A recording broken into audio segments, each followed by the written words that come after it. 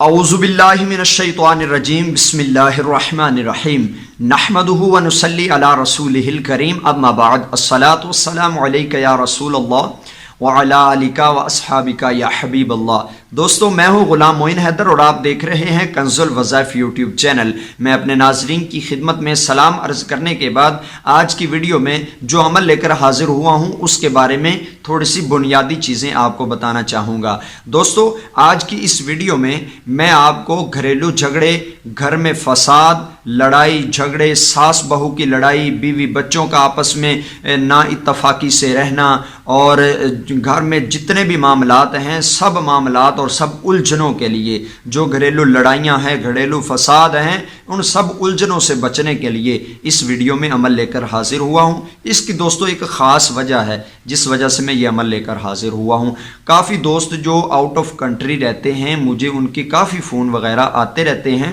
اور وہ یہ بتاتے ہیں کہ بھائی ہم ایک تو آؤٹ آف کنٹری اپنے کاروبار میں مصروف رہتے ہیں، لیکن جب گھر میں سکون کے لیے ہم فون کرتے ہیں تو گھر میں کوئی نیا فساد کھڑا ہوتا ہے جس کو سن کر ہم مزید پریشان ہو جاتے ہیں کہ اب ہم کریں تو کیا کریں، ہم تو 7 سمندر پار بیٹھے ہوئے ہیں، اب ہم کیا کریں۔ تو ان دوستوں کی پریشانی کے حل کے لیے یہ ویڈیو خاص طور پر ہم اپنے بھائیوں کے لیے جو آؤٹ آف کنٹری رہتے ہیں ان کے لیے یہ ویڈیو بنائی ہے، اور اس کے علاوہ آپ اگر ڈومیسٹک طور پر بھی اس کو کرتے ہیں تو انشاءاللہ آپ بھی فائدہ حاصل کر سکتے ہیں۔ ضروری نہیں کہ آؤٹ آف کنٹری رہنے والے ہی اس سے فائدہ حاصل کریں۔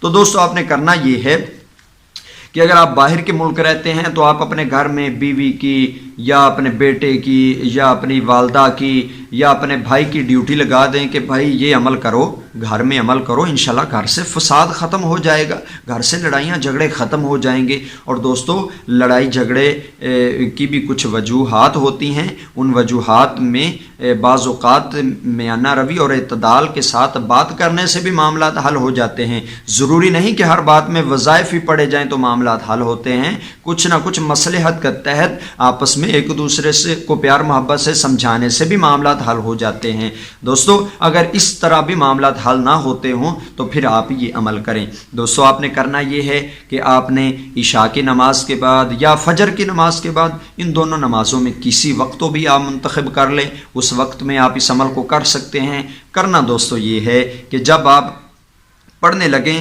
تو آپ نے اول آخر درود پاک پڑھنا ہے۔ اول آخر آپ نے 11 مرتبہ درود پاک ضرور پڑھ لینا ہے۔ کسی عمل کی کامیابی کا دار و مدار درود پاک اول آخر پڑھنے پر ہوتا ہے۔ آپ درود پاک ضرور پڑھ لیا کریں۔ آپ نے اول آخر درود شریف پڑھنا ہے۔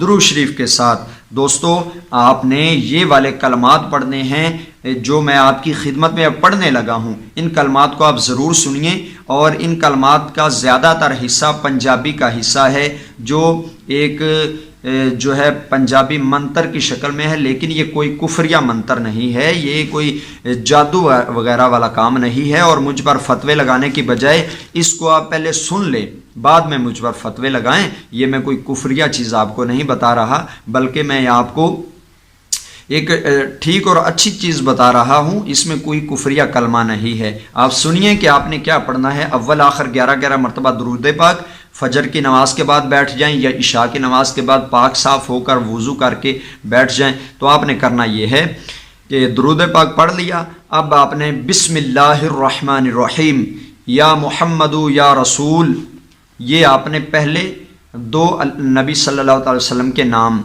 یا محمد یا رسول، پھر اس کے بعد آپ نے ان پنجابی کلمات کو پڑھنا ہے۔ کل وچ ہویا تیرا نور، فضل کریں تا بیڑے تاریں، رحمت کریں تا جنت واڑی، اللہ تو ہے بخشن ہار، توبہ استغفار میری توبہ وار وار۔ ان کلمات کو آپ نے پڑھنا ہے۔ میں آپ کو دوبارہ دہرا دیتا ہوں یہ کلمات آپ نے کیسے پڑھنے ہیں۔ دوستو آپ نے پڑھنا ہے بسم اللہ الرحمن الرحیم، آپ نے ہر بار بسم اللہ ساتھ میں پڑھنی ہے۔ بسم اللہ الرحمن الرحیم یا محمد یا رسول، یا محمد یا رسول، کل وچ ہویا تیرا نور، فضل کریں تاں بیڑے تاریں، رحمت کریں تاں جنت واڑی، اللہ تو ہیں بخشن ہار، توبہ استغفار میری توبہ وار وار۔ دوستو ان کلمات کو میں تیسری مرتبہ دہرانے لگا ہوں کیونکہ یہ پنجابی کلمات ہیں، بعض میرے دوست پنجابی کو سمجھتے بھی نہیں، لیکن آپ نے اس کو پڑھنا ہے۔ انشاءاللہ بفضل خدا کلمات میں ایسی تاثیر پیدا ہوگی جب آپ پڑھیں گے۔ اس کو آپ نے پڑھنا ہے 92 مرتبہ، یعنی 92 مرتبہ آپ نے پڑھنا ہے۔ بسم اللہ الرحمن الرحیم۔ یا محمد یا رسول کل وچ ہویا تیرا نور، فضل کریں تاں بیڑے تاری، رحمت کریں تاں جنت واڑی، اللہ تو ہیں بخشن ہار، توبہ استغفار میری توبہ وارو وار۔ دوستو آپ نے ان کلمات کو 92 مرتبہ یعنی 92 مرتبہ پڑھنا ہے، اور اول آخر 11 مرتبہ درود پاک ضرور پڑھ لینا ہے۔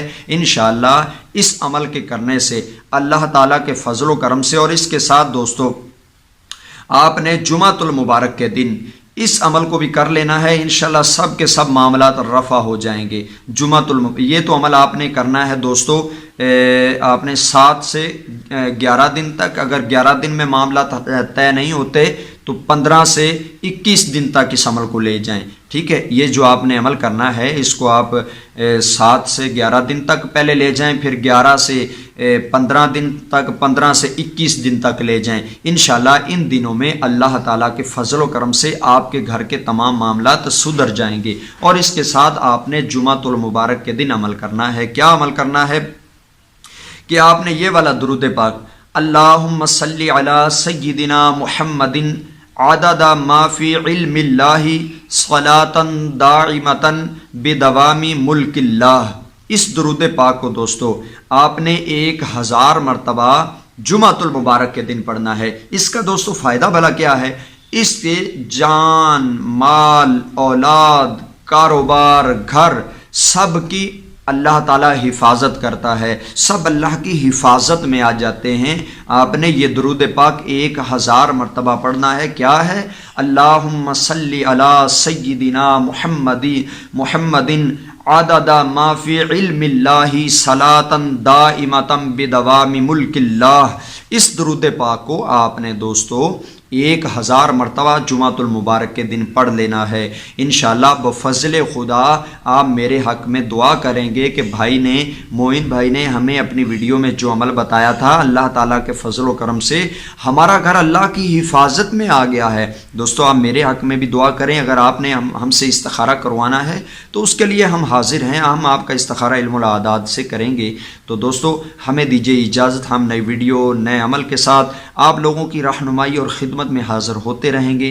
السلام علیکم ورحمۃ اللہ وبرکاتہ۔